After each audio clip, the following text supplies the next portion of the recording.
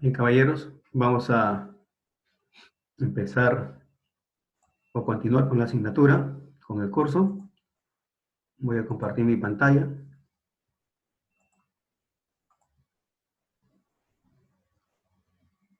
Ok, estamos en compresores. El día de ayer hemos empezado ya con el compresor axial. Rápidamente vamos a repasar lo que habíamos visto. Ok, arquitectura del compresor axial. ¿Cuáles son los componentes del compresor axial? En general, las aletas guías de entrada con su caja de entrada, el rotor de compresor y el estator. Son los componentes de un compresor axial, ¿no? En general, sobre todo los motores antiguos, llevaban aletas guías. Los motores nuevos les decía que ya no llevan aletas guías en esta caja de entrada, ¿no? Lo que está llevando solamente son rotores y estatores, ¿ok? Muy bien. Los rotores están constituidos por álabes, en este caso soporte de álabes, que puede ser tipo tambor, tipo discos, espaciadores, si es que son de tipo discos, soporte de rodajes y los mismos rodajes. Y los estatores están constituidos por una caja y las aletas. Acá podemos visualizar el conjunto rotor y el conjunto estator. Conjunto rotor, conjunto estator. ¿Ok? Álabes rotores y aletas estatoras, y esta es su caja. Si fuese tipo disco, a la hora de desarmar, vamos a tener esta configuración. ¿Ok? Vamos a tener esa configuración. En los motores en los cuales ustedes van a trabajar, la mayor cantidad de ellos van a tener compresores, en este caso con una combinación de soportes de álabes. Van a hacer una combinación de discos con tambor. Ya les había explicado que las ventajas de cada una de ellas que presentan una respecto a la otra, ¿no? El tambor tiene menos peso, tiene menos peso, no obstante, su gran desventaja es que mientras más largo es, tiene mayor tendencia a la fatiga. ¿Ok? Y los discos, su ventaja es que uniendo varios, tiene una alta resistencia a la fatiga, obviamente por la forma, y su desventaja es el peso. ¿Sí? La forma tiene que ver mucho, influye mucho en la resistencia del material.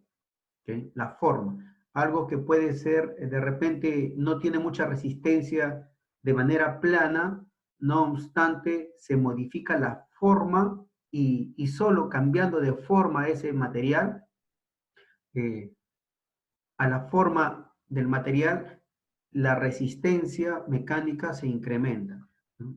Entonces, cuando se unen discos, el conjunto rotor tiene mayor resistencia mecánica, mayor resistencia a la fatiga. Mientras más largo sea este tambor, entonces tiene menor resistencia. ¿Ok? Muy bien. Los soportes de los álabes, en este caso estos son los álabes rotores, ¿cómo se fijan al disco? Acá están fijados al disco o al tambor, si fuese todo una sola unidad. Entonces van en unas ranuras, entran en unas ranuras y se colocan en su seguro, ¿no? Asegurados en su slot, ingresan, ¿no? Mediante digamos, esta figura llamada cola de abeto. La sujeción del álabe al disco o al tambor es mediante cola de Milano, así lo van a conocer ustedes. Una sujeción de cola de Milano. Los estatores pueden ir unidos directamente hacia la carcasa igual mediante ranuras y entrar en segmentos, ¿ok? Introducir en segmentos. O pueden ser, en este caso, de tipo anillos, ¿no? Tipo anillos, que ya están conformando toda una sección. Y todos estos anillos asegurados dentro de una caja.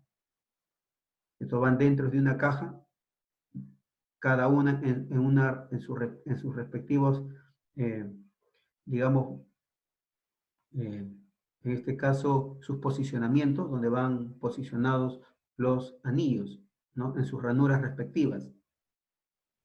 Y se aseguran. Las aletas guías iban colocadas en la parte frontal del motor y esa caja, estas son las aletas guías y las aletas guías van soportadas en la caja de entrada. En la caja de entrada, que es esta parte de acá.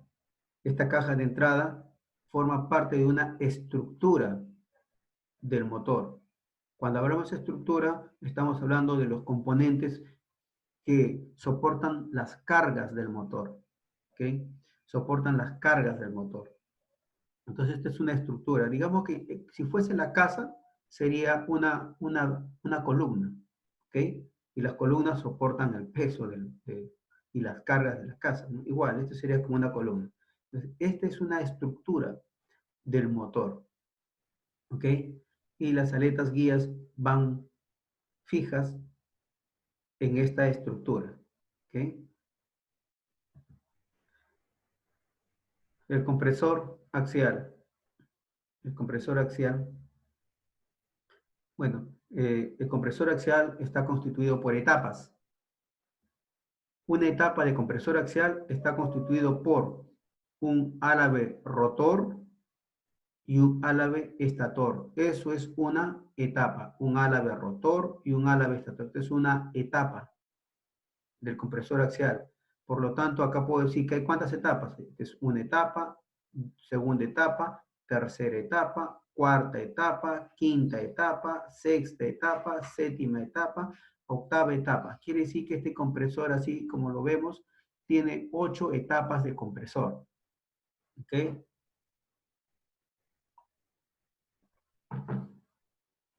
Los rotores son los elementos que están girando. Sí, caballero Oscar. A ver, habilite su micrófono. Buenos días, profesor. Buenos días, caballero. Una pregunta. ¿Cómo hacemos para diferenciar el compresor de alta y el compresor de baja? Ok, muy bien, caballero. Gracias. Gracias. Que todavía no hemos llegado a ese punto, pero es facilito, miren. El compresor de baja lo vas a poder ver. Te paras en la parte frontal del motor y lo que ves de frente es el compresor de baja. El compresor de alta no lo vas a poder ver porque el compresor de alta está dentro del motor. Cuando vas a ver, no solamente verlo, y vas a moverlo, lo que estás moviendo es el compresor de baja. Y seguramente puedes ir atrás y cuando lo haces girar, va a girar también la turbina de baja. El compresor de baja, de alta, no lo vas a poder ver porque está dentro del motor. ¿Ok? Ahora, mecánicamente el compresor de alta que está dentro está unido con la turbina de alta. Y el compresor de baja está unido mediante un eje concéntrico al eje o al conjunto de alta unido a la turbina de baja. ¿Ok? Muy bien. Y si vamos a hablar de los álabes, están constituidos de la misma forma. Compresor de alta, compresor de baja, igual. Están constituidos de la misma forma. Rotor, estator, rotor, estator, rotor, estator. De esa misma manera están constituidos. ¿Ok? De repente también otra diferencia, lo que sí se va a diferenciar grandemente es la primera, este rotor de la primera etapa del compresor. El rotor, ese rotor grande, bueno, hoy en día generalmente una sola etapa, antiguamente venían dos, entonces ese rotor grande, eso se llama fan, es conocido como fan. Este es el fan del motor, ¿ok? Entonces, en este caso tiene una sola etapa. Esta es la primera etapa del compresor, con su respectivo estator en la parte posterior. ¿no? En los motores antiguos llevaban 2 etapas de fan. Entonces decíamos, compresor de la primera etapa, o fan 1, o el fan de la etapa 2. ¿Ok? Pero en este caso, una sola etapa, que son lo que ustedes van a trabajar generalmente. ¿Ok? Muy bien, este es álabes mucho más grandes. Todos los demás son álabes pequeños. ¿Ok? Mientras mayor sea el número de la etapa, más pequeño va a ser. ¿Por qué más pequeño va a ser? Porque ¿cuál es la finalidad del compresor? Comprimir el aire, elevar la presión. Elevar la presión. Por lo tanto, acá hay una masa que ingresa y si pasa por una etapa, al incrementar la presión, hace que la masa se reduzca de volumen. Y al reducir el volumen, necesito un volumen más pequeño en la parte posterior. Entonces se adapta ese nuevo volumen a la forma. Por eso que ustedes acá ven una sección visto de manera longitudinal, como lo dijo su compañero, se ve una sección convergente. ¿Por qué? Porque al comprimirse la masa de aire acá, al ir a la siguiente etapa, ese volumen es menor. Por lo tanto, la sección que está atrás tiene que ser más pequeña para adaptar el volumen que sale de la etapa anterior. Muy bien, se sigue comprimiendo acá. Atrás se tiene que volver a adaptar el volumen a algo más pequeño, adaptar de tal manera que a la salida del compresor esa masa de aire tiene un menor volumen. Y esto lo podemos calcular fácilmente con las ecuaciones, en este caso, de procesos, eh, adiabáticos, ¿sí? Muy bien, caballeros. Entonces, continuamos. Las aletas guías, hay motores que tienen, acá no hay aleta guía, pero acá este diagrama sí muestra una aleta guía, ¿no? Y las aletas guías, como dice su nombre, es guiar el aire. Este sí, guía el aire. Nada más que eso, guía el aire. Pero, ¿guía el aire a qué? Guía el aire para que tenga un ángulo adecuado de entrada al rotor. Ese ángulo de entrada es fundamental en la operación del motor. No puede ser cualquier ángulo. Una pequeña variación de ese ángulo haría de que todo el compresor entre en stall. Ya vamos a ver ahorita, vamos a ver lo que es el stall. ¿Ok? Haría que entre en stall. Entonces, ese ángulo es muy, muy importante. Cada, cada vez que sale el aire del estator y va a entrar a un nuevo rotor, el ángulo es muy importante. ¿Ok? Muy bien, entonces esa es la finalidad de la aleta guía. No existe cambios en sus propiedades termodinámicas, es decir, no hay variación de presión, no hay variación de temperatura, no hay variación de velocidad, no hay variación de densidad, por eso es que solamente es guía, ¿ok? Solamente hay un cambio de dirección. Muy bien, el álabe rotor, el que gira, ¿cuál es su finalidad? Incrementar energía cinética o darle mayor energía cinética a la masa. En pocas palabras, ¿cuál es la finalidad del rotor? Darle mayor velocidad a la masa. Energía cinética es velocidad. Darle mayor velocidad a la masa, esa es la finalidad del rotor. ¿Para qué le está dando velocidad a la masa? Para que ese incremento de velocidad sea transformado en presión. El estator, estos son ductos. Entre álabe y álabe, van a formar pasajes. Esos pasajes tienen forma divergente. Ven acá, esta es la sección de entrada y la sección de salida. La sección de entrada menor que la sección de salida. ¿Ok? Entonces forma un conducto divergente. ¿Qué hace el conducto divergente? Para flujo subsónico, incrementa presión y como consecuencia reduce la velocidad. Hay que aprenderlo de esta forma también porque vienen varias preguntas en la DGAC, en el examen de la DGAC. Entonces, La finalidad del estator es incrementar la presión. No obstante, la consecuencia de ese incremento de presión es una reducción de la velocidad. Y así vienen las preguntas en el examen, en el Power Plan, ¿no? ¿Cuál es la finalidad del estator? Reducir la velocidad. No es su finalidad, es una consecuencia, pero así está. ¿Ok? La finalidad del estator es incrementar la presión. No obstante, como conducto, si la pregunta es ¿qué es lo que hace un difusor incrementa presión y reduce velocidad. ¿Ok? Entonces, ¿qué es lo que hace este difusor? Incrementa presión y reduce su velocidad. La finalidad del estator es incrementar la presión. Transforma la energía cinética, es decir, la velocidad que tiene, que fue incrementada, lo transforma y lo convierte en presión. ¿Okay? Esa es la finalidad del estator. No se olviden que esas son preguntas de examen en el Power Plan.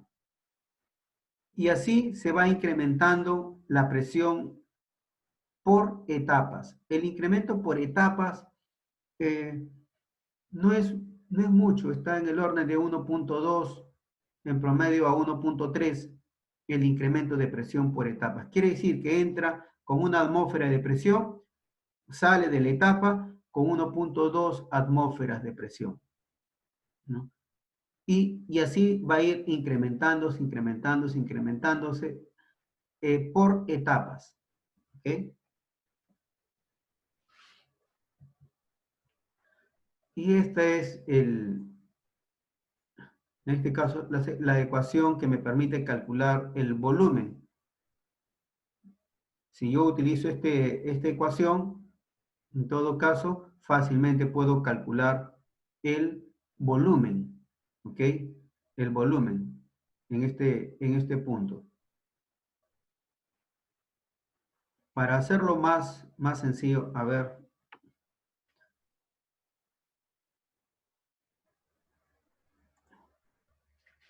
Para hacerlo más sencillo, voy a ver cómo es. Esa es la demostración. Vean. Si yo sé que este es mi compresor, acá están mis rotores, y acá están los estatores, ¿ok? Muy bien. La masa de aire ingresa por acá y va a salir por acá,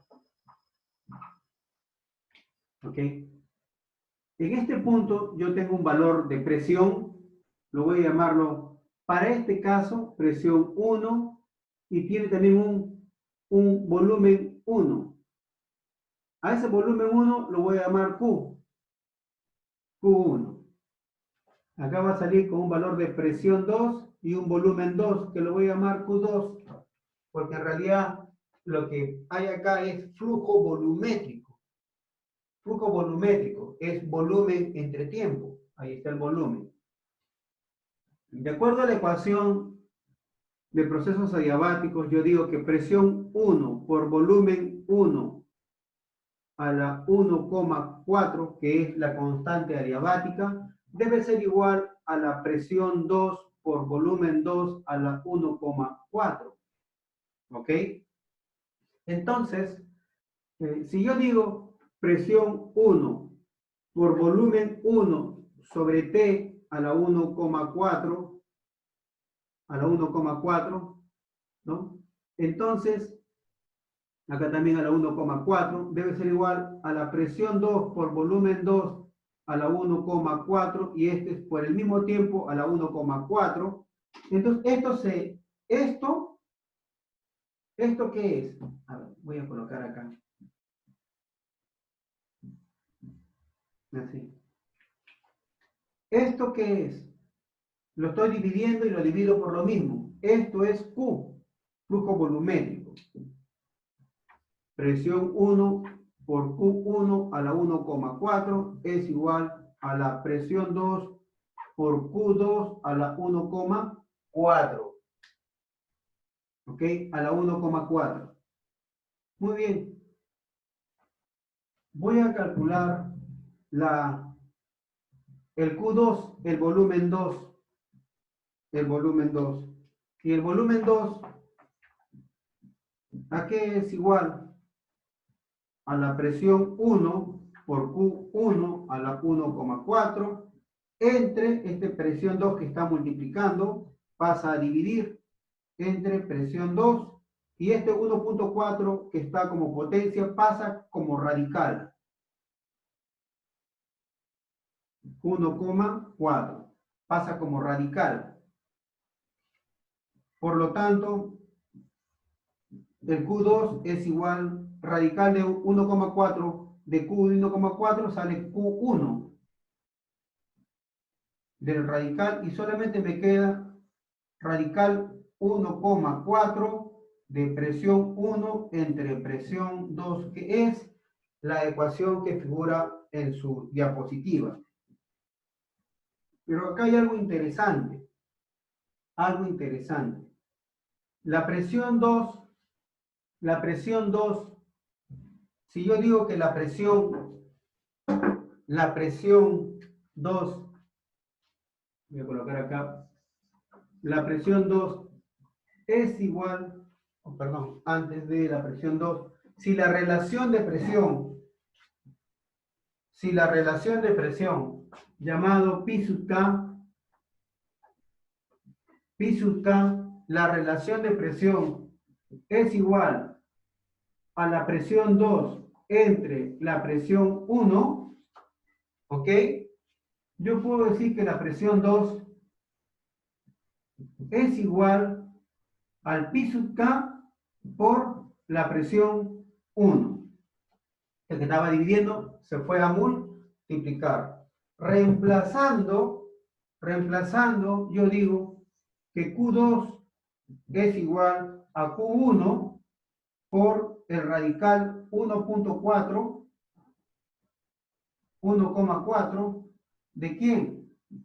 De P1, y en vez de colocar P2, voy a colocar el Pi sub K,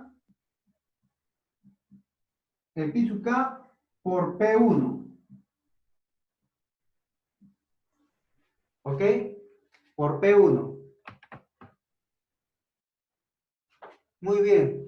¿Se nota? Sí. Por P1. Entonces, P1 con P1 se van.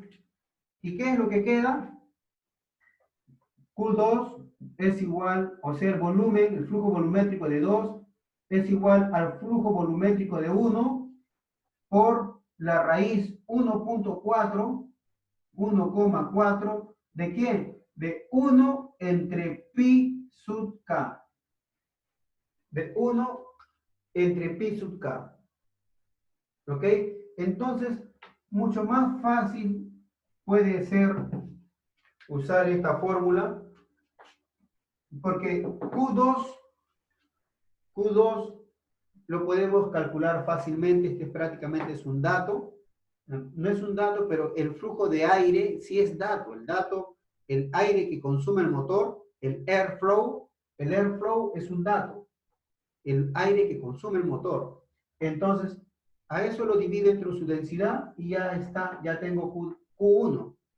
Y el Pi sub K, que es la relación de presión del motor, también es un dato. Por lo tanto, es fácilmente calculado el volumen a la salida del compresor.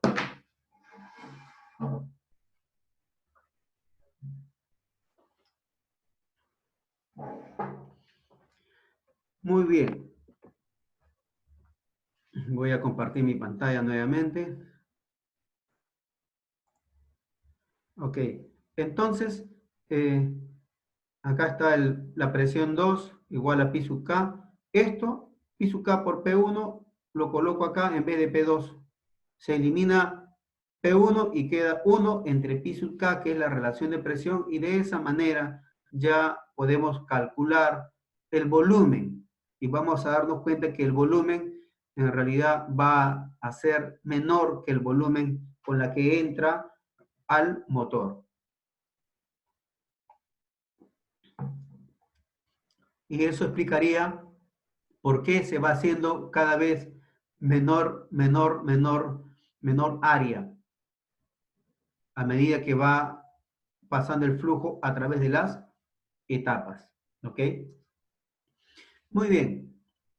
Siempre cuando tienen alguna pregunta, alguna duda, por favor, levanten la mano. ¿Ok? Levanten la mano. Sí, caballero Estefano, diga. Diga, caballero. Profesor, Sí, caballero. quisiera saber qué es lo que representa Q, porque usted ha realizado, o sea, ha convertido el volumen sobre el tiempo, ambos elevado a la 1.4, y eso se ha convertido en Q. Pero Q, ¿qué representa? Q es el flujo volumétrico. ¿Ok? Q es volumen entre tiempo. Por eso es que si a un lado le multiplico por Q, perdón, por T, por el tiempo, y al otro lado de la ecuación también le multiplico por lo mismo, la ecuación no se altera, ¿no? Por ejemplo, si yo tengo acá, ¿cuánto es 3 es igual a 3? ¿Ok? Pero si acá lo divido entre 2 y acá lo divido entre 2, la ecuación sigue siendo igual. Ahora este es un medio y este es un medio, y un medio es igual a un medio. Entonces, si lo multiplico por un valor en un lado y lo multiplico al otro miembro por el mismo valor, la igualdad se mantiene. Entonces, ¿para qué se multiplica por t? Acá he multiplicado por t. ¿Por qué he multiplicado por el tiempo a ambos lados? Porque en el motor, en un motor de reacción, no se puede hablar de volumen. ¿Por qué no se puede hablar de volumen? Porque el aire no está estático, no está estacionario, como en el caso del motor recíproco.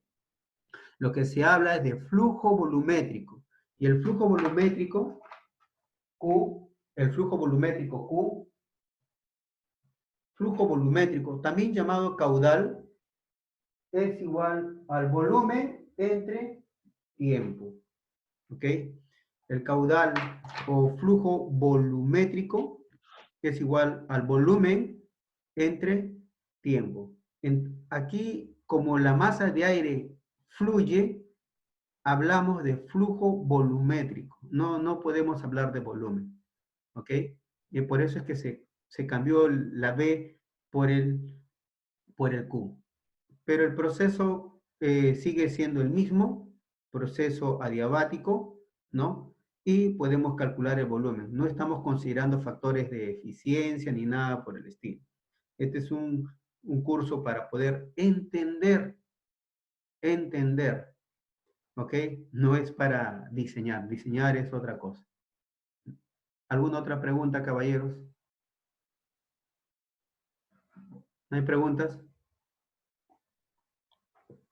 Muy bien. Entonces, continuamos.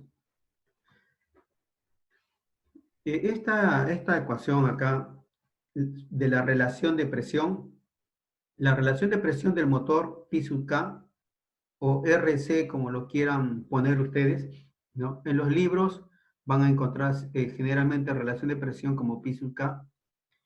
En el manual lo van a encontrar como RC, ¿no? Relación de compresión o compression ratio, CR en inglés.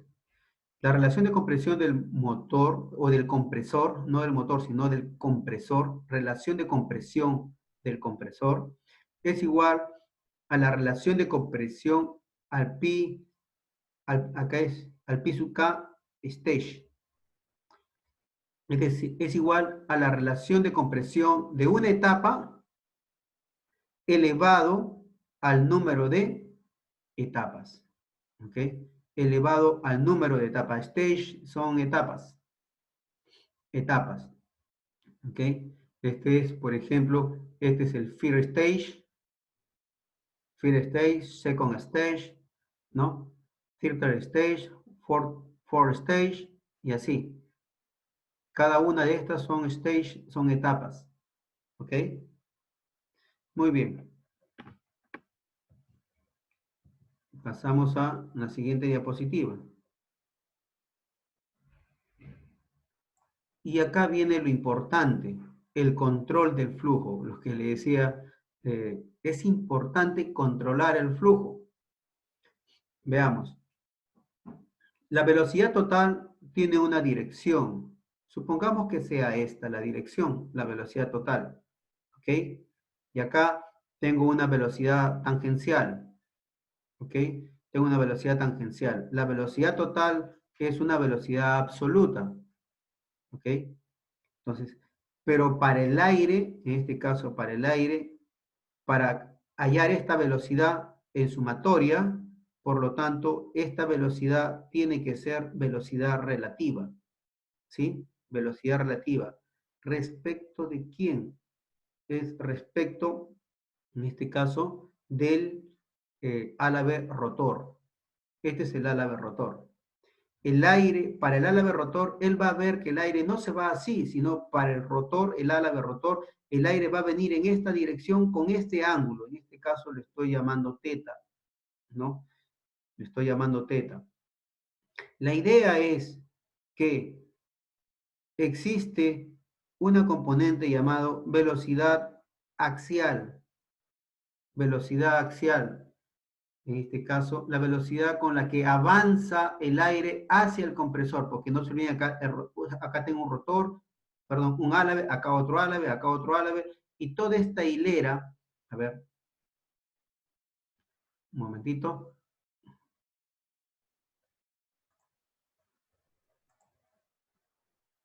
Compartir pantalla.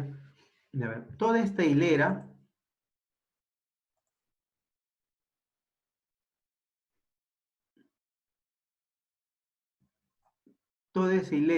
control C, control V, es una hilera de álaves. Es una hilera de álaves. Álaves rotores. Acá están todos los álaves rotores. Y atrás está la hilera de álaves estatores. ¿Ok? Entonces, esta velocidad representa el avance del aire respecto al eje longitudinal del motor.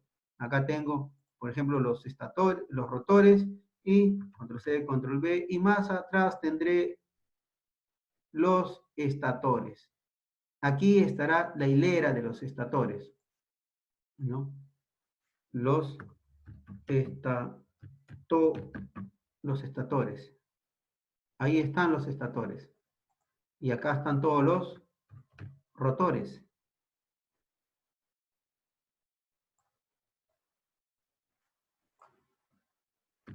Muy bien. Y ahí están los rotores. Entonces, este vector representa el avance longitudinal dentro del compresor. Dentro del compresor. Muy bien. Como quiera que es el avance longitudinal dentro del compresor, si este ángulo se incrementa, si el ángulo se incrementa, ¿qué es lo que va a pasar? Lo que va a pasar es que el motor va a entrar en pérdida, es decir, va a entrar en stall, que es uno de los problemas que se dan en el compresor. Va a entrar en stall. El incremento de este ángulo produciría el stall. Entonces, ¿qué vendría a ser el stall? Es la pérdida del compresor. Pérdida, es decir, dejar de hacer lo que tiene que hacer. Ya se perdió, está dejando de hacer lo que tuvo que hacer. ¿Qué es lo que tiene que hacer el compresor? Elevar la presión. ¿Ok? Al hablar del stall del compresor, estamos hablando que el compresor está dejando de elevar la presión. ¿Ok? ¿En qué magnitud? Eso ya es otra cosa. ¿En qué magnitud está dejando de elevar la presión? Ya depende de eso, le van a dar los diferentes nombres. Pero el problema es el mismo. ¿Ok? Ahora, ¿por qué se produce ese stall? Se va a producir por este incremento de ángulo. incremento de ángulo. Si este ángulo θ, como lo he puesto acá, se incrementa, entonces va a haber stall. Ahora, voy a hacer, en este caso, un vector. Voy a hacer un vector a este señor con mayor ángulo. Y lo voy a poner con otro color, obviamente, para que se pueda diferenciar. Acá ahora el ángulo es mayor, pero ese ángulo mayor, al impactar, al pasar por, en este caso, por el blade, al pasar por el blade, va a producir lo que se llama, turbulencia. Vea, voy a posicionar el vector por acá. ¿Ok? Como quiere que tiene demasiado ángulo, ¿qué es lo que se va a producir en esta zona? Se va a en la zona. Okay. ¿Qué es lo que se va a producir en esta zona? Lo que se va a producir aquí es turbulencia. Existe en este caso, el famoso efecto Coanda. El efecto Coanda dice que el flujo va a contornear una superficie, es decir, va a seguir la dirección de la superficie mientras el ángulo sea bajo. Si es que ese ángulo es muy alto, entonces lo que se produce es una turbulencia. Aquí se produciría turbulencia, ¿no? Y esa turbulencia lo que hace es reduce el área de flujo del aire. Al reducir el área de flujo de aire, esa área nueva se considera como nueva área, en este caso, la nueva área de paso del flujo, y esa área generalmente tiende a ser menor al área crítica. Y si es menor al área crítica, entonces estamos hablando de un fenómeno que se llama estancamiento, ¿no? Estancamiento isentrópico. De tal manera que la masa de aire va a empezar se va a comportar en esa zona como un restrictor, de tal manera que la masa de aire va a empezar a ser retenida y acumulándose, y eso es lo que va a producir el stall, ¿no? Entonces, el incremento del ángulo hace que se produzca turbulencias. Las turbulencias reducen el pasaje de aire. Vamos a ver, de repente lo tengo acá. No, no lo tengo. Bueno.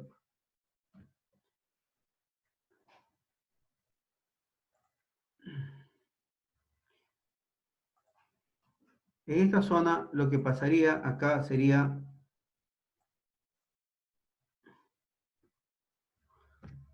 turbulencias, ¿no? Sería turbulencias.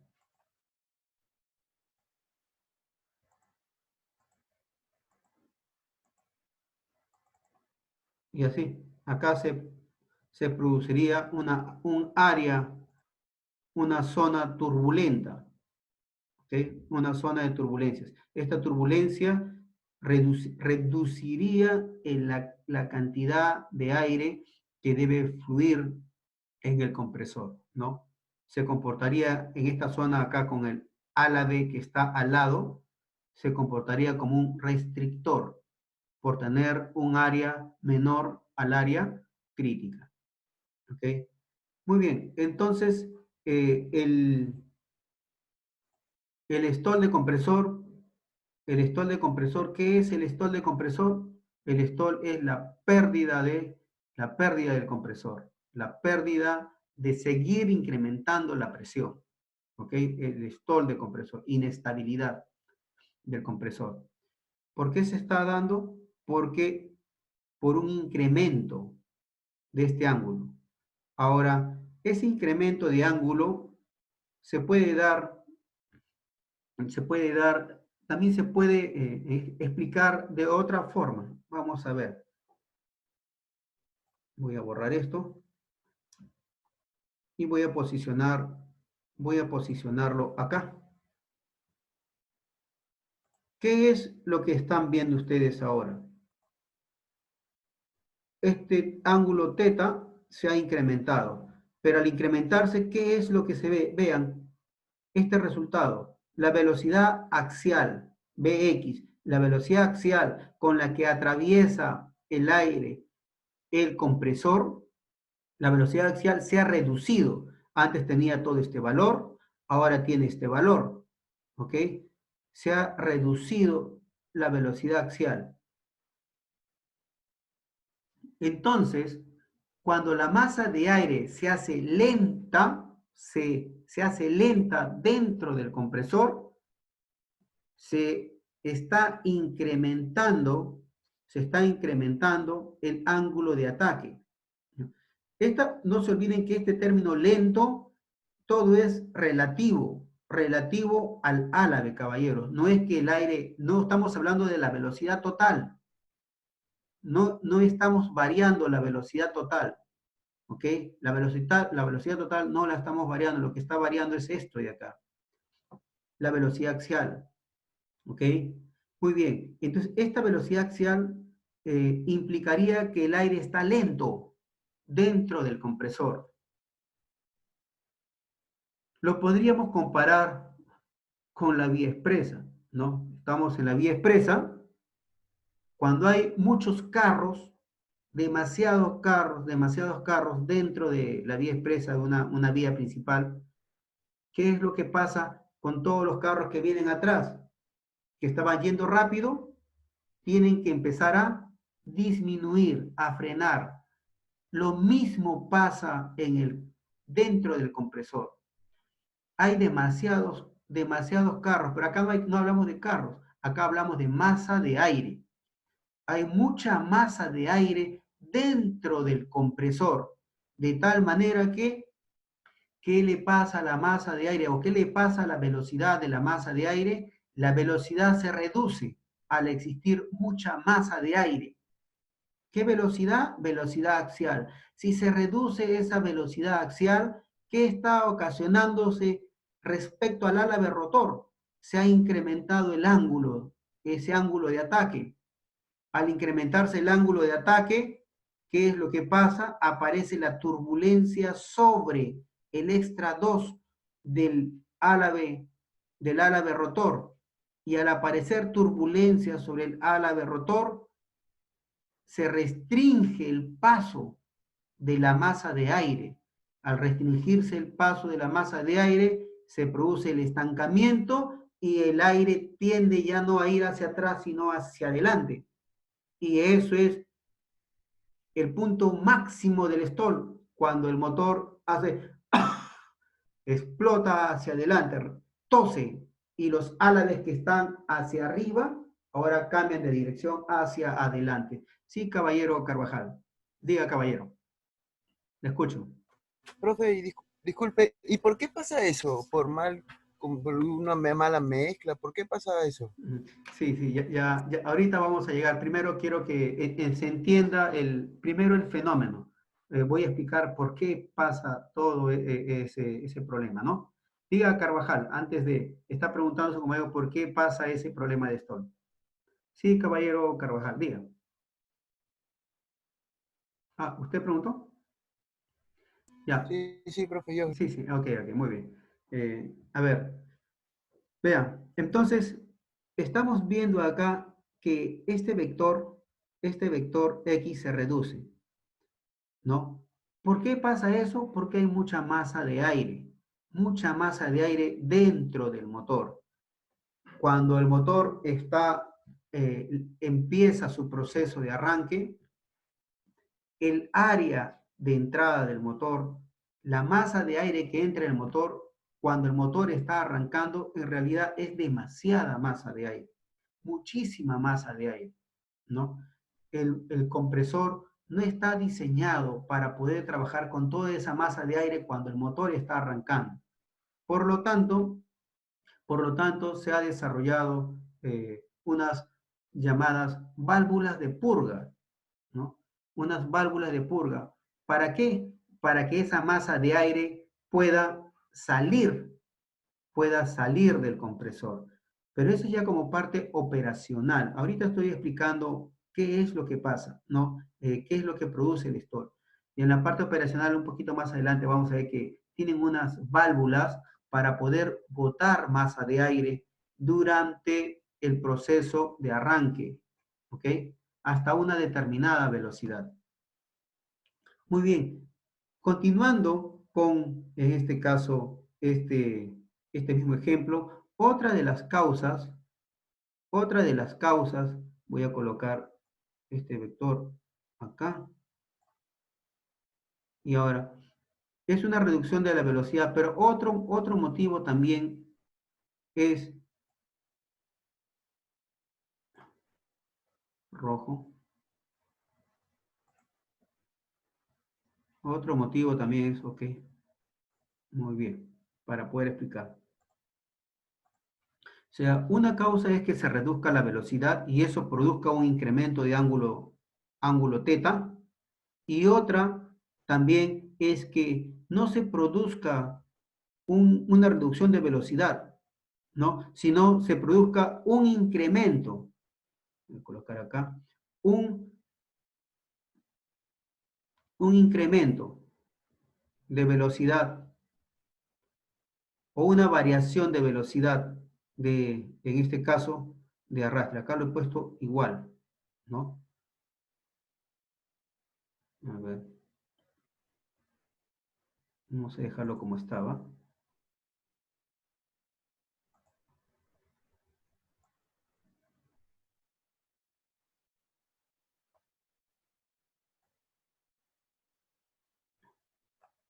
Ok, muy bien.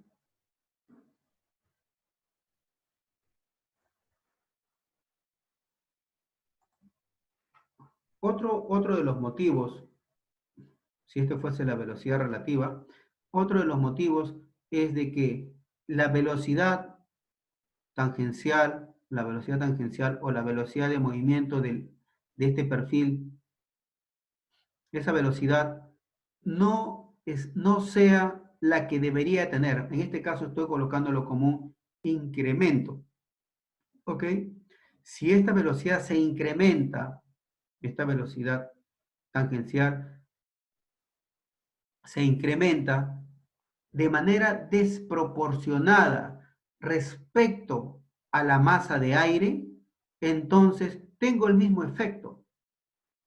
Vean, acá tengo la velocidad axial, la masa de aire está entrando a la misma, a una velocidad que no debería de producir problema de stall, ¿cierto? Porque con esta velocidad se supone que no debería haber stall, pero, ¿qué pasa si es que la velocidad del álave no es proporcional a la cantidad de aire que ingresa?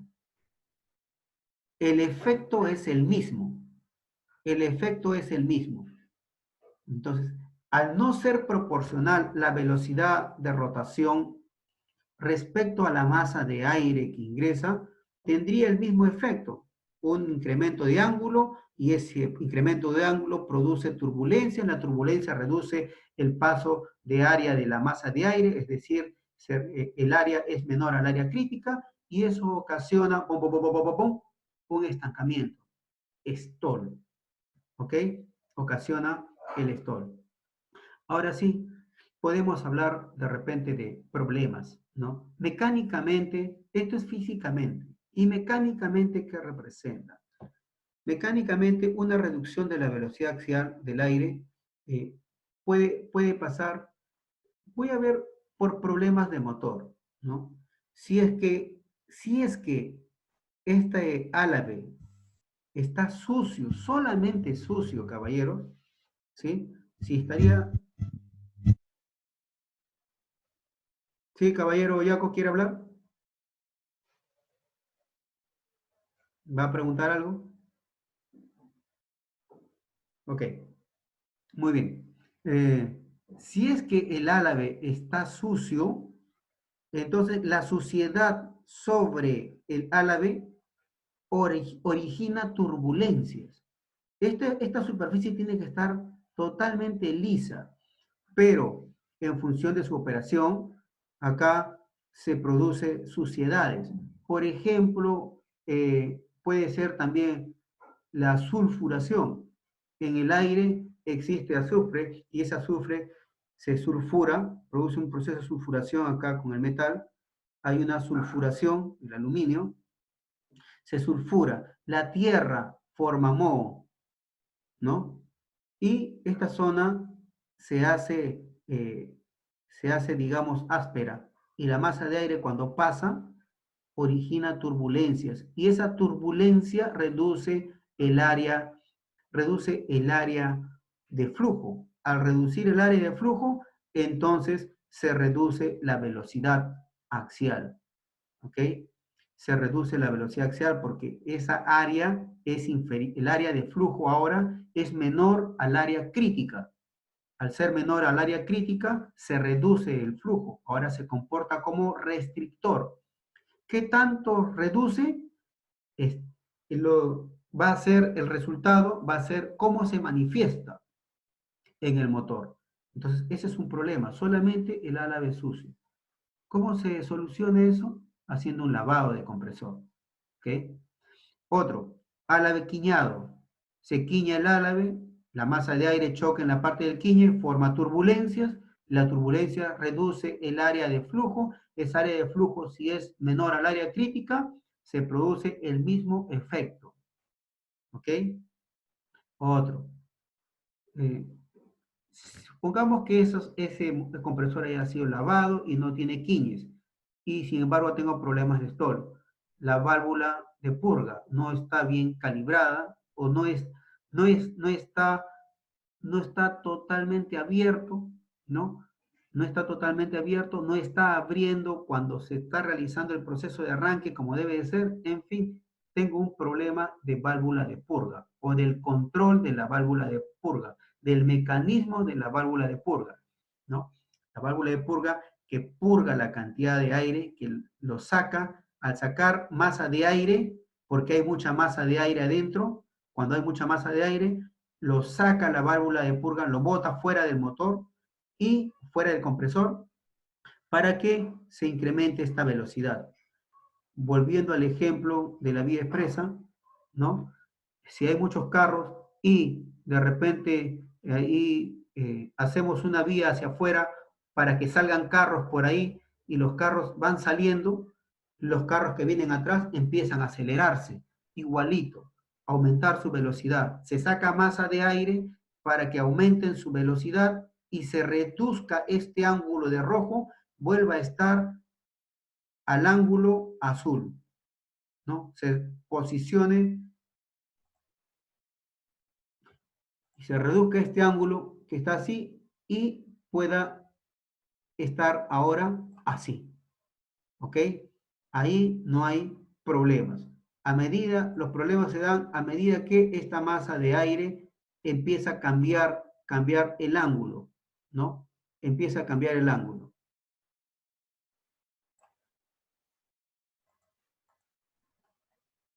Ok, ¿y por qué se produciría este problema?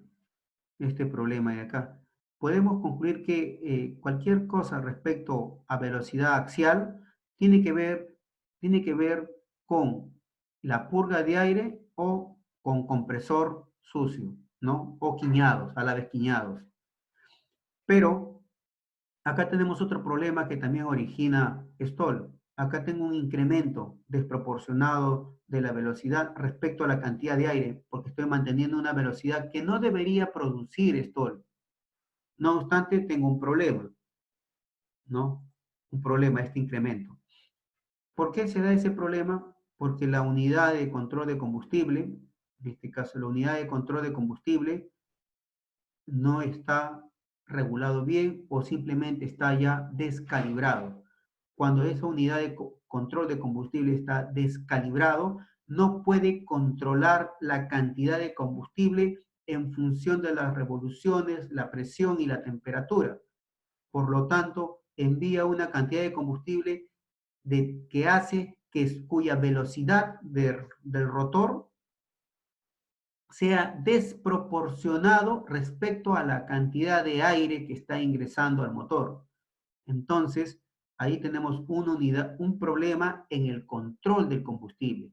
¿El control del combustible me puede producir stall? Sí. No es un problema de aire, es un problema de control de combustible. ¿Ok?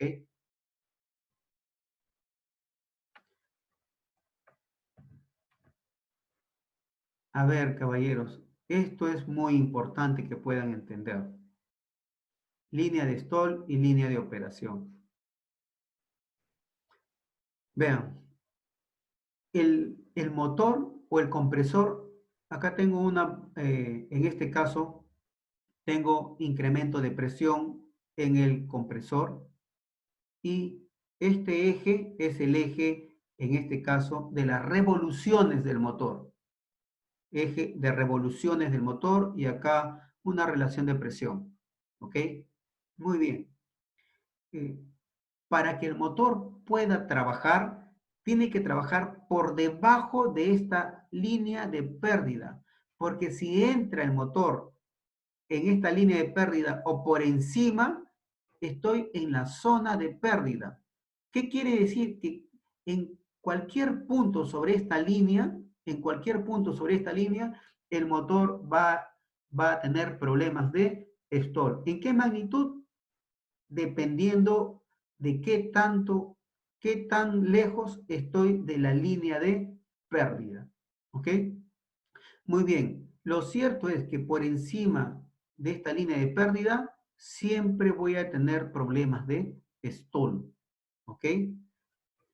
Ahora, la idea es que el motor pueda trabajar en este rango.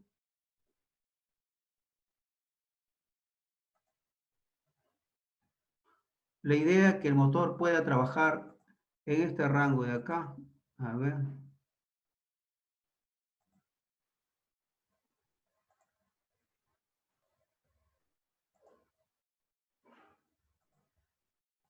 Ok, en ese rango de operación.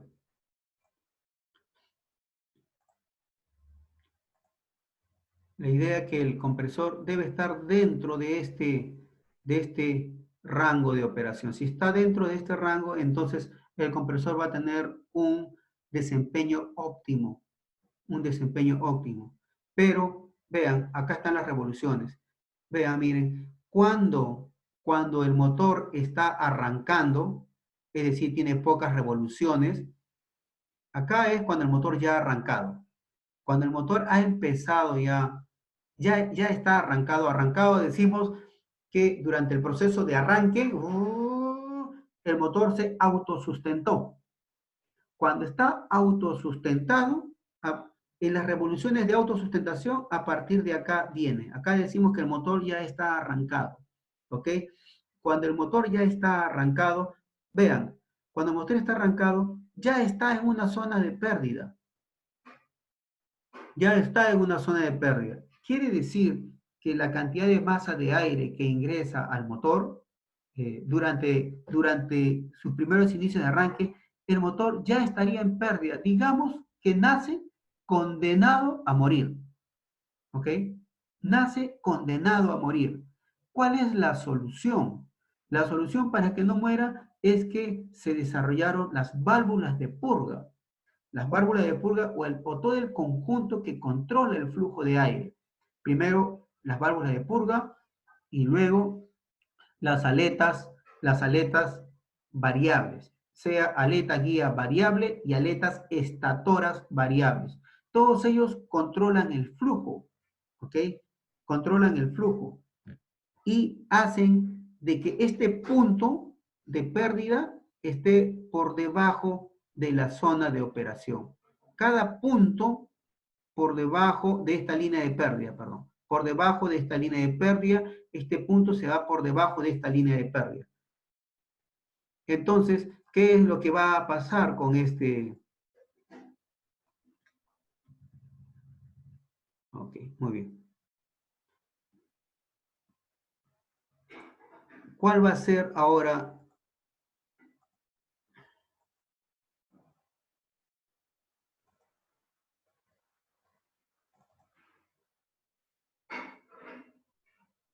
Ok, muy bien.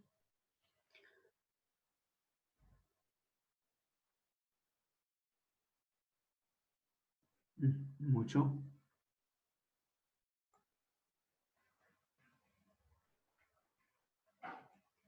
Bueno, para el ejemplo.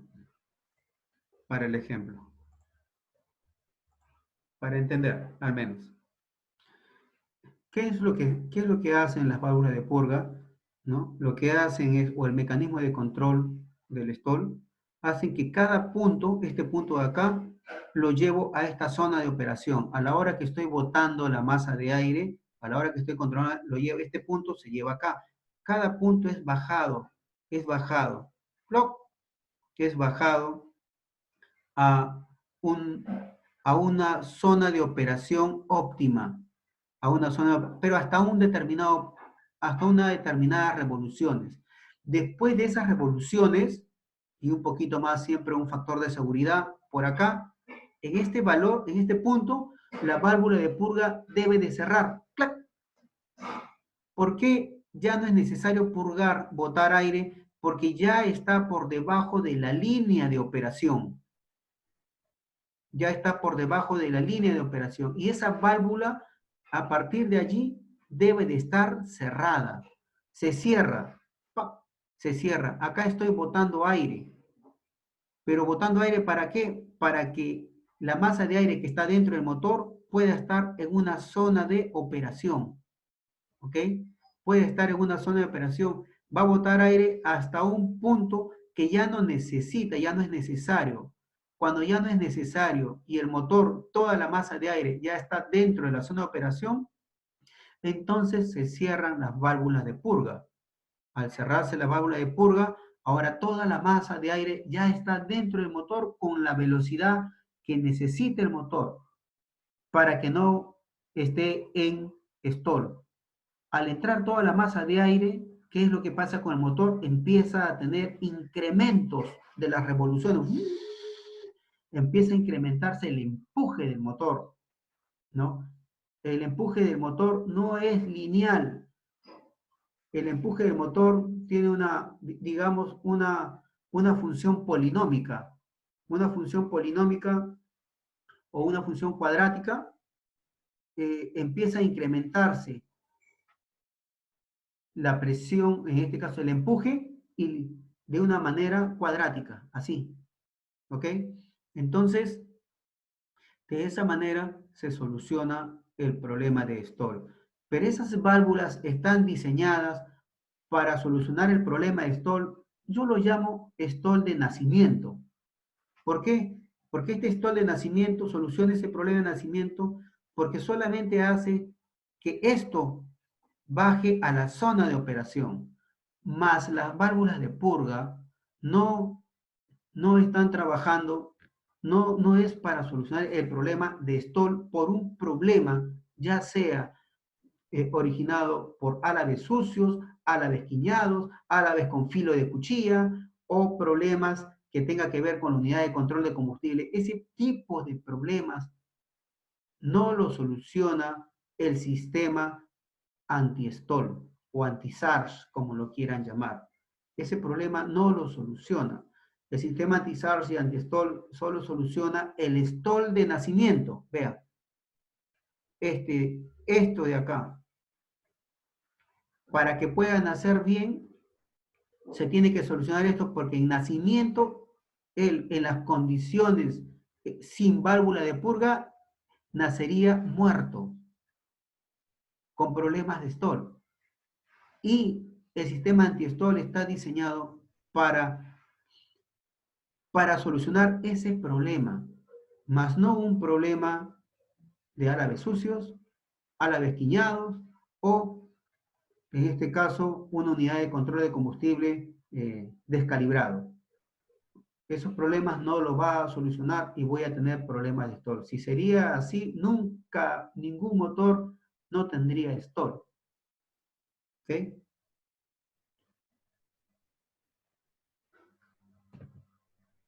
Y aquí están las válvulas de purga, ¿no? Las válvulas de purga, cuando están durante el inicio no, cuando están a pocas revoluciones, no se olviden que estas son revoluciones, a pocas revoluciones del motor, la válvula tiene que estar abierta.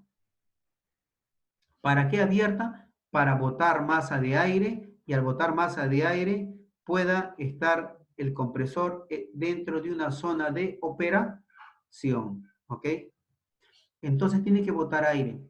La masa de aire viene por acá y a través de unos conductos, por diferencia de presión, ¿no? Por un mecanismo de control de válvula, durante el inicio está abierto y permite que el aire pueda fluir hacia el exterior. Hacia el exterior. Cuando el motor está incrementando sus revoluciones o ha incrementado sus revoluciones hasta el punto de estar por debajo de la línea de pérdida, entonces en ese momento el mecanismo que controla la válvula cierra la salida, y de tal manera que el aire ya no puede salir. Ahora todo el aire está dentro del motor, ¿ok? Está dentro del motor. Todo el aire está dentro del motor.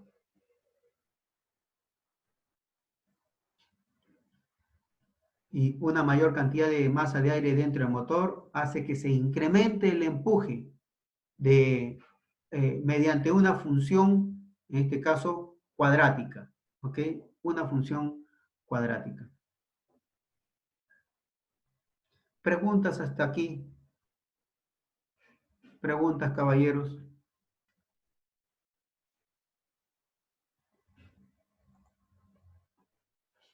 Preguntas. Profesor, buen día. Sí, caballero, dígame. Diga, caballero Vargas. Profesor, Sí.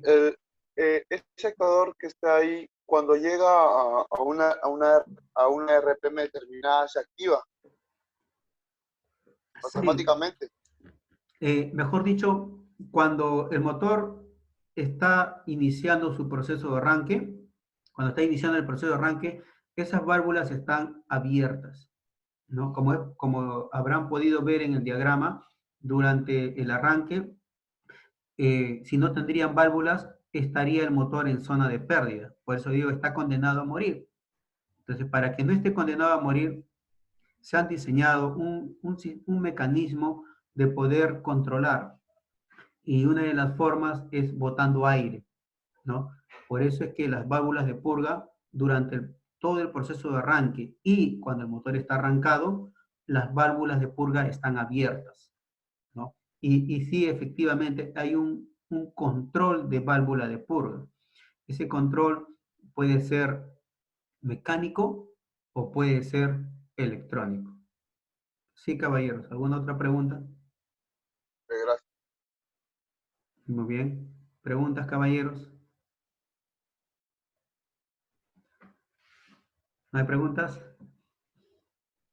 Profe, Sí. ¿esas válvulas que usted dice es como un tipo de válvula ya? ¿Algo así? Bueno, en realidad varían. Antiguamente eran válvulas prácticamente de dos posiciones, ¿no? Está abierto y cerrado. Va a depender del mecanismo que usa. Va a depender del mecanismo que usa, porque por diferencia de presiones va a hacer que la válvula esté abierto o cerrado. Pero hoy en día, en los motores que ustedes van a trabajar, tienen esas válvulas van variando la sección de salida. Por eso se le llaman válvulas de purga, en este caso variables. ¿Qué es lo que varía? Varía el área de salida. Al variar el área de salida, lo que se está haciendo es controlando mejor la cantidad de aire que se bota en función de las revoluciones, pero de manera precisa. Se está optimizando, ¿no? Entonces, hay válvulas que tienen posiciones abierto-cerrado, ¿no? Y lógicamente esa posición de abierto-cerrado va a ser a un punto de revoluciones, pero se abre a un valor de revoluciones y se cierra a un valor diferente de revolución. ¿Ok? Entonces, eso es lo que, ese es lo que se calibra en el control mecánico. Posición abierto y cerrado. Y no obstante, en los motores que usan control electrónico, ellos tienen servomecanismos, servomotores o servoactuadores que permiten controlar en todo momento, durante todo momento que está abierto, la cantidad de área de salida. Después que el motor ya no necesita, simplemente ¡clac!, está cerrado.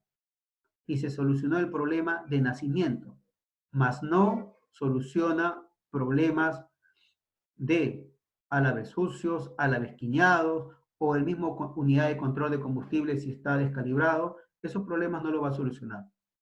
Entonces van a tener el stall. Cuando tienen un problema de stall, puede ser, ya sea, en este caso, álabes sucios, álabes quiñados, ¿no? Y puede ser también, en este caso, el control. ¿Alguna otra pregunta? Muy bien, vamos a seguir continuando, caballeros. Voy a seguir compartiendo mi pantalla. Muy bien, entonces hemos estado acá ya en las válvulas de purga.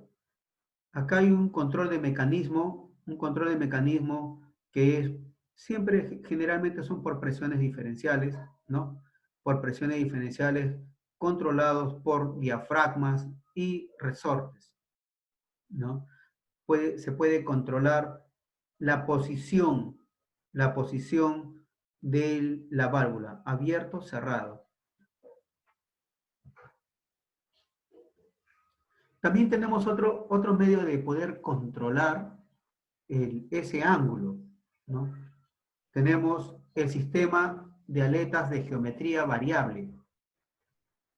En principio, las aletas guías de entrada, en principio eran fijas, ¿cierto? Aletas guías de entrada eran fijas. Aquí tenemos aletas guías, pero no son estas aletas guías de entrada al fan, no, sino estas son aletas guías que se encuentran dentro del compresor, básicamente en el compresor de alta presión, ¿ok? En el compresor de alta presión. Para el compresor de baja presión, normalmente se están usando válvulas de purga, ¿ok? Las válvulas de purga hoy en día están sirviendo para poder evitar el stall en el compresor de baja. Y para evitar en este caso el stall, en el compresor de alta, se usa un sistema de aletas de geometría variable. Estas aletas de geometría variable están constituidas por aletas guías de entrada y también aletas estatoras variables. ¿Ok? ¿Cuál es la finalidad de la aleta guía? Es guiar. Y otra es una aleta estatora. ¿Ok? En función son diferentes. Son diferentes. Por eso tienen diferente forma de también en este caso, de giro. ¿Ok?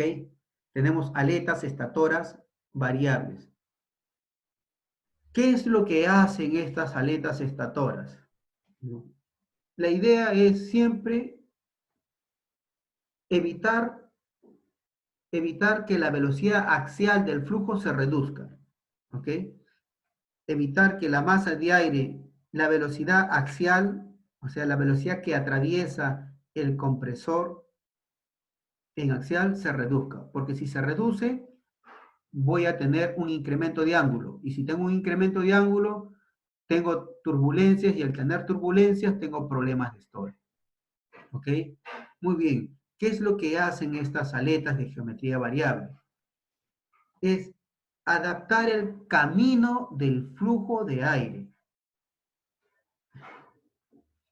A ver, un claro ejemplo es, de repente, para los que están en el lado del sur, siempre existe una el camino más rápido para llegar un punto hacia otro punto, siempre decimos que es la línea recta, ¿cierto? La línea recta. Entonces, si es que existe mucha masa de aire entre esos dos puntos, en una línea recta, por ejemplo, o si llamamos una autopista, una vía directa entre esos dos puntos, está llena de autos y cuando todavía hay muchos carros, la velocidad es lenta. ¿Qué es lo que se hace? ¿Cuál es la mejor decisión? Hacer un camino, digamos, un poquito más largo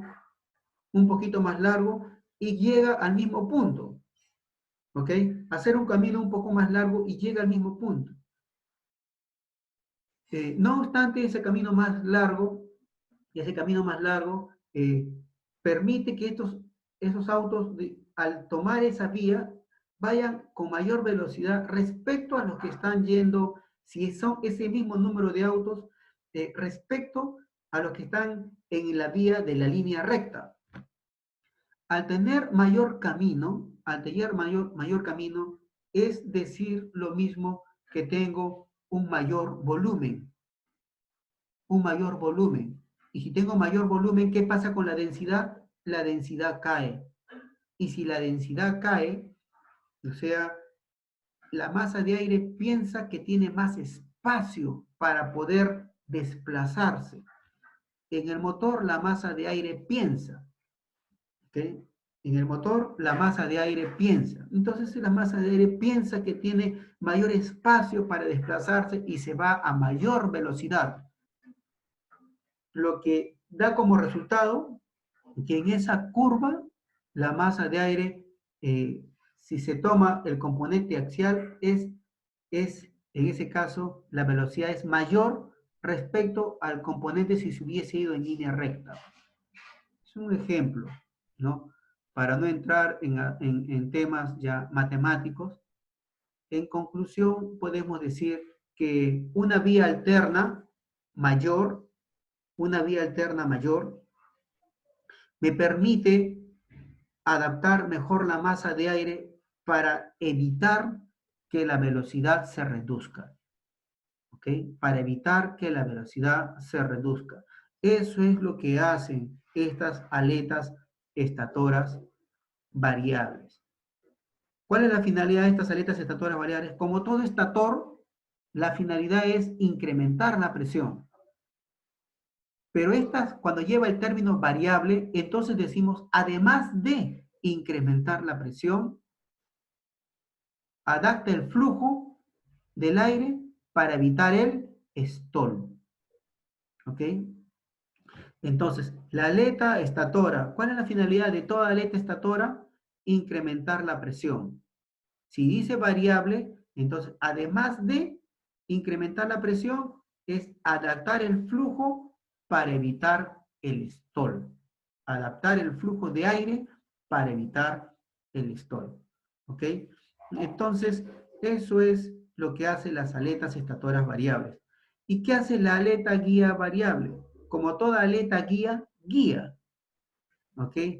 Pero al ser variable, esa aleta va a guiar, pero va a poder variar también la dirección.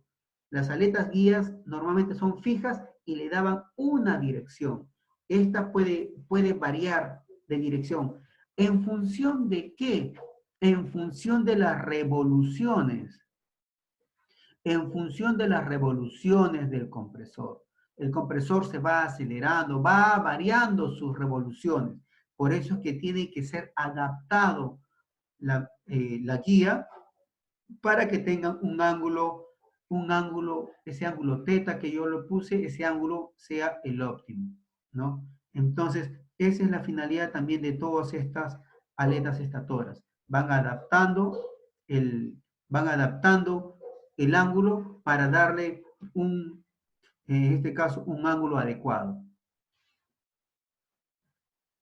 Tenemos, por lo tanto, diga caballero Joseph. Sí, profesor.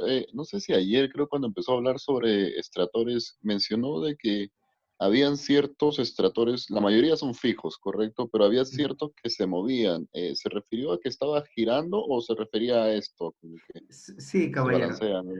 Sí, pivotean, ¿no? El término es van a pivotear por este punto. Entonces, lo que hace ese estator simplemente es cambiar de ángulo, pero sobre su mismo sitio, sobre un punto de pivote, ¿no?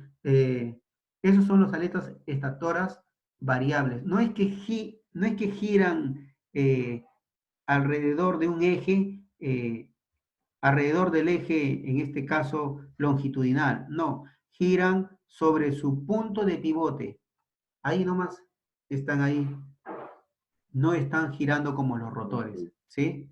No giran como los rotores. perfecto. Estos rotores están girando sobre el eje longitudinal del motor. Estos giran sobre su propio eje, ¿no? Pivotean para poder moverse, porque los aletas estatoras antiguamente obviamente no se movían, ¿no? Hoy en día tampoco se mueven, estos están solamente en las primeras etapas. Las etapas siguientes son fijas, ¿ok? Entonces los compresores de hoy en día, las primeras etapas del compresor de alta normalmente vienen con aletas de geometría variable. Y las últimas etapas del compresor de alta no tienen geometría variable, ya no es necesario, ¿ok?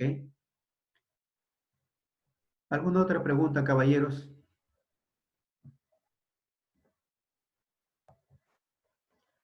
Sí, acá estamos viendo la explicación, ¿no? Estos son rotores y estos son los estatores. Pivotean respecto a este eje. Pivotean, ¿no? Entonces, cuando existe turbulencia, este es el área del material en sí. Pero cuando hay turbulencias, las turbulencias eh, le hacen pensar al aire, que el álabe no es, no tiene, no tiene estas medidas, sino ahora el álabe tiene esta medida. ¿Por qué? Porque esta zona es una zona de turbulencia. Entonces el aire piensa que acá todo esto es el álabe y el aire solamente fluye por acá. Y esta área, al ser tan restringida, al estar tan restringido, simplemente al estar por debajo del área crítica, entonces ahora este pasaje se comporta como un restrictor, ¿no? Un restrictor.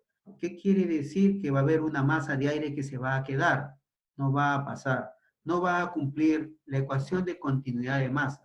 Se supone que la masa que entra debe ser igual a la masa que sale, pero acá se están quedando, porque esta área ahora está por debajo del área crítica. El área debería ser esta, y esta área es superior al área crítica. Por lo tanto, no hay problema de restricción de flujo.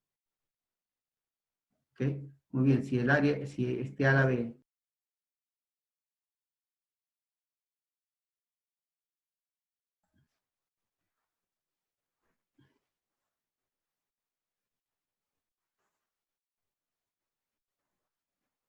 Ok. Bien, les estaba hablando un poco de los álabes. Ahí voy a compartir mi pantalla.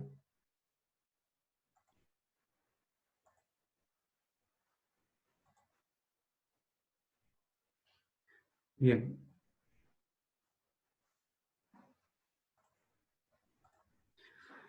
Les hablaba sobre, en este caso, qué es lo que ocasiona los queñes, ¿no? Los queñes, eh, la suciedad simplemente. Por eso es cuán importante es cumplir con el lavado del compresor, ¿no? Cuando el árabe está sucio, lo único que tenemos que hacer es el lavado del compresor.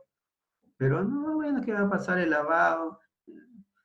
Hay que hacerlo bien, el lavado del compresor, porque esas suciedades hacen que se forme turbulencia y las turbulencias reducen el paso. Mientras más cerca esté esa área respecto al área crítica, se acerca, entonces empieza a haber restricciones de flujo y tenemos esos problemas de inestabilidad, ¿ok?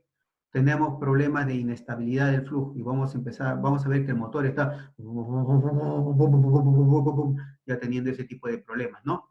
Entonces ya nos está avisando.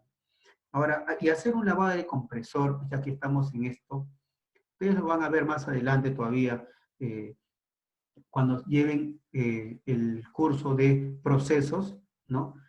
En el curso de procesos van a ver que el lavado, para hacer el lavado de compresor tiene características. El agua tiene características.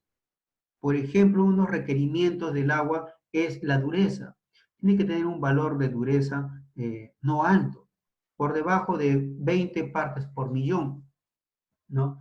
Entonces, si no, decimos que es un agua dura. ¿Qué es lo que pasa? ¿Qué es lo que pasa en un proceso de mala operación de lavado de compresor? Porque ya ha pasado.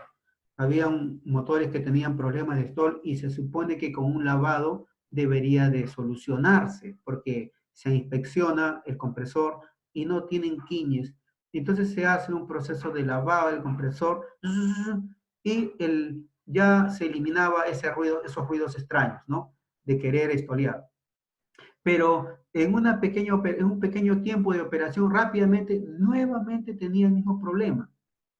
Entonces, ¿pero por qué si ya se lavó recién el compresor, tan rápido ha vuelto el problema? El problema, ¿saben qué era? El problema era simplemente el agua que estaban usando, ¿no? Estaban usando agua del subsuelo. Y el agua del subsuelo, es un agua dura. Cuando yo le pregunto al especialista, a ver, por favor, mándame una muestra de tu agua, porque ya están haciendo todo el proceso, todo está bien, se ha hecho la revisión, todo está correcto. ¿Qué es lo que está pasando? Le pedí una muestra de agua y en la muestra de agua, esta agua tenía más de 200 partes por millón. Entonces, de dureza. Una dureza muy alta. Es que es raro, tanta dureza tiene esa agua.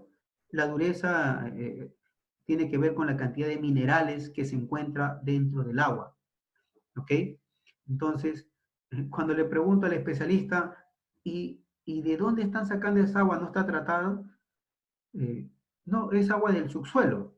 Usaban agua del subsuelo para poder hacer el lavado del compresor. Como agua del subsuelo estaba por ahí y no cuesta, entonces usaban esa agua para hacer el lavado del compresor. Motivo por el cual esa agua con alta dureza es lo que ocasionaba los minerales, partículas de minerales, ocasionaban en este caso un rápido proceso, en este caso de oxidación, ¿no? De sulfuración sobre el álave y tenían nuevamente problemas continuos. Simplemente eso. Para hacer el lavado tiene condiciones. Hasta el agua tiene requerimientos. En el manual manda un requerimiento que debe tener menor a una dureza de 20 partes por millón. ¿Ok? Muy bien. Entonces continuamos acá con el compresor centrífugo. El compresor centrífugo tiene acá un impeller o impulsador. Impeller, impulsador. Tienen sus componentes, tienen en este caso aletas estatoras o acá llamado difusor, ¿ok? Difusor, y tienen también un colector, ¿ok? Un colector que permite redirigir el aire. ¿Cuál es la finalidad de este impeller o impulsador? La finalidad es, en fin, la finalidad de todo compresor es incrementar la presión. Pero aquí, en este caso de los compresores centrífugos, tanto el rotor como el estator incrementan la presión. ¿Ok? Tanto el rotor como el estator incrementan la presión. En el compresor centrífugo decíamos que el rotor no producía un incremento de presión, ¿cierto? En un motor de compresor centrífugo, el impulsador sí produce un incremento de presión. Y obviamente en el estator aquí llamado conducto difusor. ¿Okay? En este conducto difusor al ser difusor, incrementa presión. Pero acá hay algo que también tienen que saber, sobre todo para contestar de manera adecuada o correcta las preguntas de la DGAC, del Power Plan, perdón, las preguntas del Power Plan.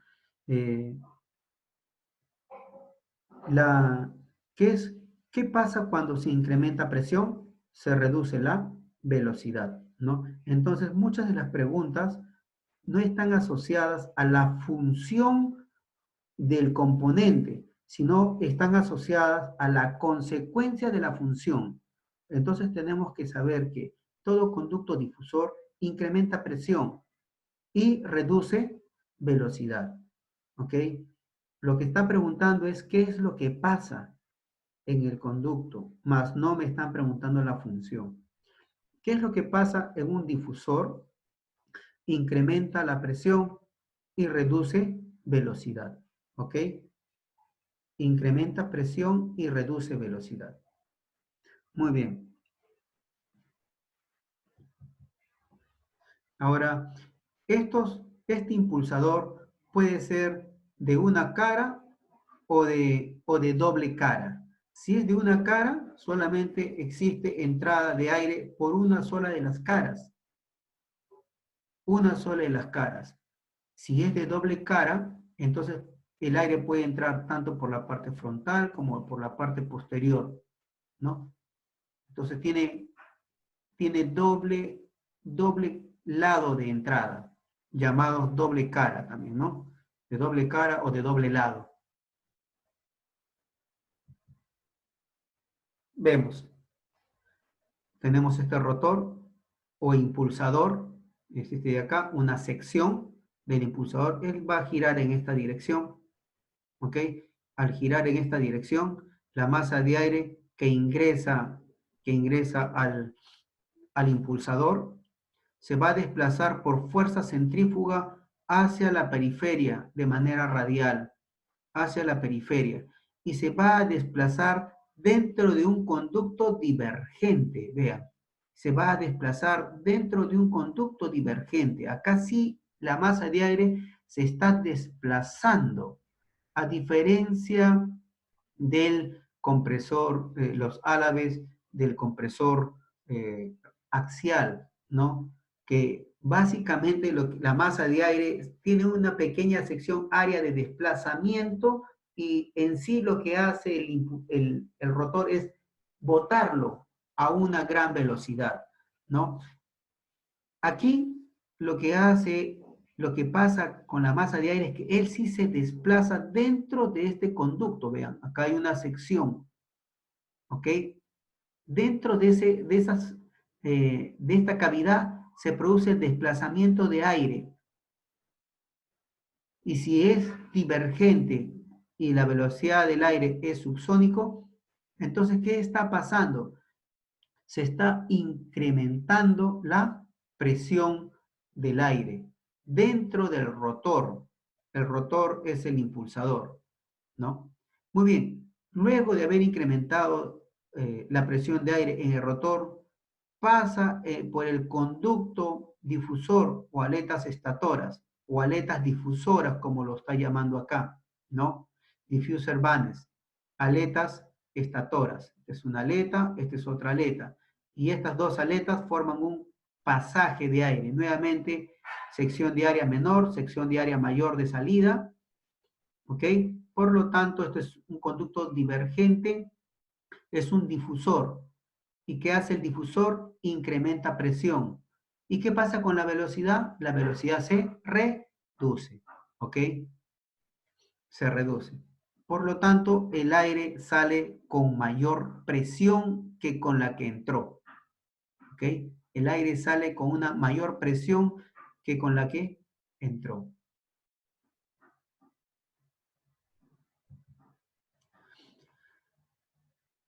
Hay diferentes tipos, todos van a girar en estos impulsadores giran en la misma dirección, sentido horario, ¿ok?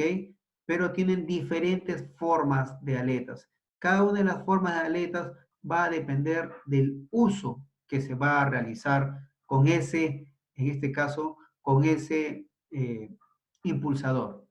¿Okay? Va a ser usado para un compresor de alta presión, va a ser usado para un compresor de alta rotación, va a ser usado para un compresor, en este caso, simplemente volumétrico, dependiendo de de cuál es el uso, es la forma que va a tener el impulsador. Este es un análisis ya de velocidades, cuadro de velocidades, del cual puedo visualizar dónde obtengo una mayor velocidad total. La velocidad total es V2. Pueden ver cómo es que varía la velocidad. ¿Okay? La velocidad, en este caso, acá tengo una mayor velocidad V2 respecto que la de acá y respecto que la de acá, ¿no? Curvatura hacia atrás, curvatura radiales, curvatura hacia adelante.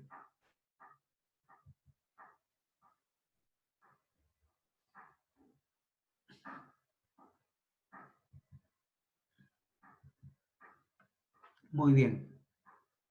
A la salida del compresor tenemos un difusor postcompresor. Generalmente en los motores que tenían como estructura, que tenían esta caja difusora postcompresor, servía como una estructura del motor. En este tipo de motor, por ejemplo, el que estamos viendo, las estructuras del motor eran la caja de entrada, la caja difusora y esta caja de turbina. Todos los demás elementos, digamos, son elementos de soporte, más que elementos estructurales. ¿Okay? Entonces, lo que quiere decir que toda la carga básicamente está llegando, y acá tenía una caja intermedia llamada, así se llamaba en este motor, caja intermedia. Caja frontal, caja intermedia, caja difusora y una caja de turbina. Eran los elementos estructurales de este motor, ¿no? Hoy en día hay motores, lo que se quiere es hacerlo un motor más simple, ¿no? Entonces, esta caja ya forma parte de la caja de combustión, ¿ok? De la sección de combustión. Pero en todo caso, sí tiene forma divergente, forma difusora. No obstante, la finalidad de esta caja era alinear el flujo, ¿ok? Más que incrementar la presión, era alinear el flujo. Como quiera que los rotores están girando, el compresor gira, entonces el aire que sale del rotor salía con una dirección, ¿no? Al salir con una dirección, lo que se quiere es, digamos, alinear la masa de aire para que entre en axial, más no con un componente, digamos, radial. Entonces, se quiere alinear, enderezar el aire, por decirlo así, ¿no? Para que pueda tener un desplazamiento axial y pueda entrar a la siguiente etapa del motor que se llama cámara de combustión, ¿ok? Entonces, servía para eso. Es más, la última etapa estatora, que sigue siendo estatora, ¿no? Que en este motor de la gráfica está incrustado en esta caja difusora, está posicionado en esta caja difusora. Y como todo estator, su función, ¿cuál es? Elevar la presión, ¿cierto? Pero a la vez era permitir que la masa de aire pueda salir de manera axial. ¿Ok? Ahora, como soporte estructural, esta caja difusora en su parte central tenía el alojamiento del rodaje. El alojamiento del rodaje.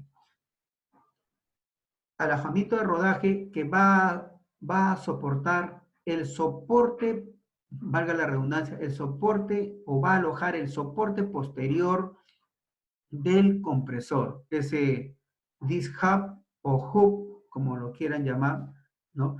Ese hub ingresaba en esta zona, en un alojamiento housing, con sus rodajes. Y acá está el conjunto del alojamiento del rodaje, ¿ok? Con todos sus componentes para poder asegurarse de que el aceite no fluya en otra parte del motor, sino esté solamente en su alojamiento. Aquí teníamos, tenemos un conjunto que aloja los rodajes. Los rodajes que tenían que ser colocados en la parte posterior debido a su alto empuje que tienen los compresores, son rodajes dobles, ¿okay? Son rodajes dobles o de doble bola para poder anclar el compresor e impedir que se vayan hacia adelante o hacia atrás. Básicamente impedir que se vaya hacia adelante, porque la alta presión de descarga, si bien es cierto, lo multiplico por la velocidad, y si la velocidad es igual a la velocidad con la que entra, entonces tengo igual, por la alta presión, tengo una gran cantidad de empuje. Ese empuje haría que todo el compresor quiera irse hacia adelante por reacción. Pero ¿quién va a impedir que ese compresor se vaya hacia adelante? Los rodajes. ¿Y qué tipo de rodaje impide el movimiento en axial y también el movimiento en radial? Es el rodaje de bola. ¿Ok? El rodaje de bola.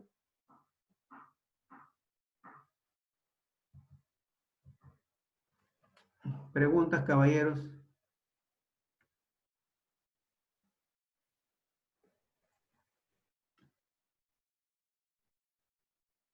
¿Preguntas? Antes de enviarles el examen, caballeros. El test. ¿Preguntas?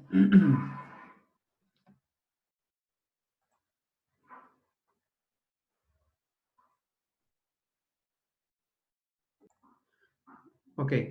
Bueno, a la pregunta sobre la función, en este caso del rotor y el estator, es que el rotor, su finalidad es incrementar la velocidad del aire. Y la finalidad del estator es convertir la energía de velocidad en energía de presión. ¿Ok? ¿Y cuál es la consecuencia de ese incremento de presión? Es la reducción de la velocidad del aire en el compresor. ¿Preguntas, caballeros? ¿Más preguntas? A ver, Oscar. Las partes del compresor centrífugo son impulsador, conducto difusor. ¿Ok? Ahora, el componente del colector puede cambiar de nombre. Muchos lo pueden llamar colector, los pueden llamar enderezador, algunos le llaman pipetas. El nombre que va a tener ese conducto va a depender del fabricante. En sí hace lo mismo, ¿no? Va a dirigir la masa de aire que sale del compresor hacia la cámara de combustión. Esa es la finalidad de todos estos, ya sea colector, enderezador o pipeta, como se le quiera llamar. ¿Sí? Muy bien. Gracias.